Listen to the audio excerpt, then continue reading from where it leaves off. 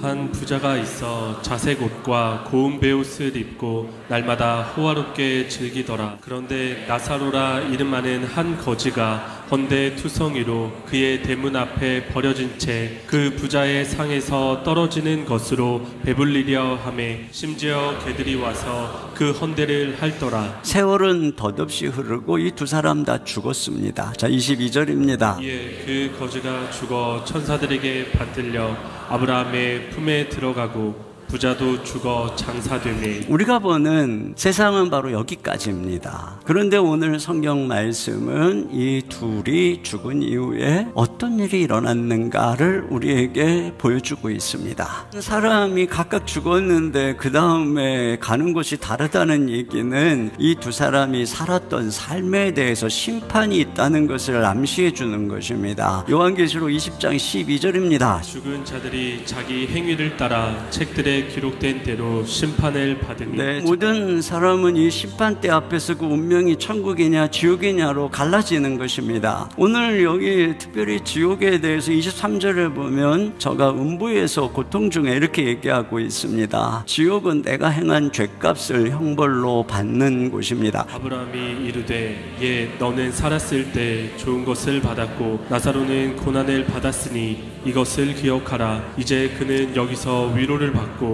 너는 괴로움을 받느니라. 여기 보면 너는 좋은 것을 받았다 이렇게 부자에게 얘기하는데, 그가 받았다는 것은 내가 이 땅에 살 동안에 주인의 것을 맡아서 관리하는 청직이다 이런 의미인 것이죠. 우리 모두가 다 훗날에 하나님 앞에서 결산을 하는 것이고 우리의 삶이 심판을 받는 것입니다. 하나님의 율법에 보면은 가난한 사람을 돕는 것이 재물을 소유한 사람의 당연한 의무였습니다. 주변에 어려운 사람을 돌보라고 재물을 맡겨주셨다는 거예요. 여러분, 이 부자는 그것을 맡겨놓은 주인의 뜻을 거역했습니다. 더 나아가서 그는 주인의 것을 횡령한 것이죠. 그는 지옥에서 천국을 보고 있어요. 과거에 나사로가 그 대문 밖에서 느꼈던 고통이죠. 버려짐의 고통, 절망의 고통인 것입니다. 나사로를 보내서 자기 혀에 물 한 방울만 찍어서 서늘하게 해달라고 부탁을 하는데 차갑게 거절을 당하게 되죠. 과거에 그 나사로를 향해서 한 방울의 긍휼도 베풀지 않았던 그가 지금 당하고 있는 것입니다. 그리고 그는 뜨거운 불꽃에 고통을 당하고 있어요.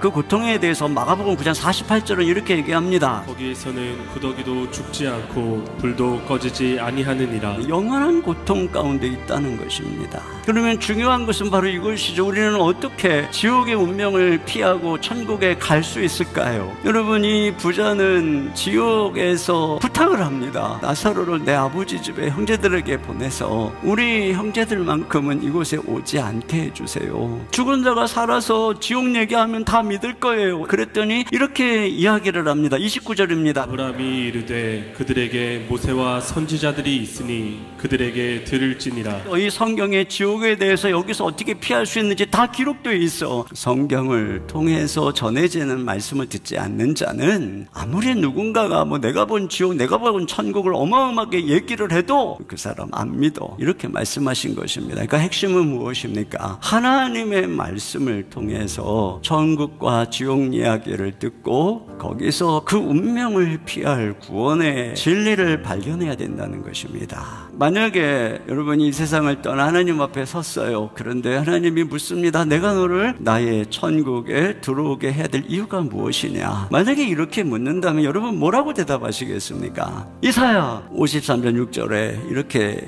기록합니다. 우리는 다 양 같아서 그릇 행하여 각기 제 길로 갔거늘 여호와께서는 우리 무리의 죄악을 예수 그리스도에게 담당시키셨도다. 우리 무리의 죄악을 그에게, 하나님이 보내신 그 십자가에 죽으신 그에게 담당시키셨다는 것입니다. 그래서 내 죄가 하나님께로, 예수 그리스도께로 옮겨진 것입니다. 여러분, 그래서 예수님께서는 십자가에서 달려서 운명하시면서 다 이루었다. 이것이 헬라어로 뭐냐면 테텔레스타이, 다 지불했다. 내가 모든 죄값을 다 지불했다. 그러니까 이 성경의 가장 핵심적인 구원의 진리는 무엇이냐? 인류의 죄를 위해서 하나님이 보낸 아들, 우리 위해 죽으시고 부활하신 예수 그리스도 그를 믿으라는 것입니다.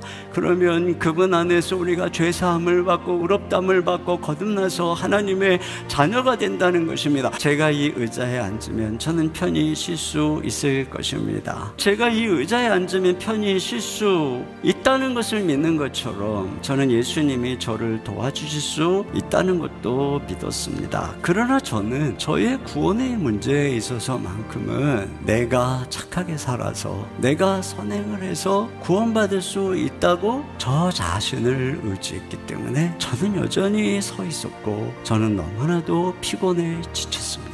그렇게 내 힘으로 구원을 얻어보려 하다가 어느 날 제 모든 문제와 더불어서 저 자신을 주님께 맡겼습니다. 그래서 저는 이제 더 이상 저의 구원의 신뢰를 저 자신의 행위에 두지 아니하고 나의 구원자 되신 예수님에게 둔 것이죠. 우리가 예수님을 믿는다는 것은 성경은 뭐라고 하냐면 그분을 영접하는 것이다. 우리의 마음을 열고 그 내 마음을 연다는 건 뭐예요? 예수님 당신이 저의 인생의 주인이 되셔서 제 삶을 인도해 주세요. 그때 우리가 바로 영생을 얻게 된다는 것입니다. 그래서 요한복음 2장 12절에 이렇게 되어 있어 영접하는 자 곧 그 이름을 믿는 자들에게는 하나님의 자녀가 되는 권세를 주셨으니 저는 여러분이 이 영생의 선물을 받으시기를 바랍니다.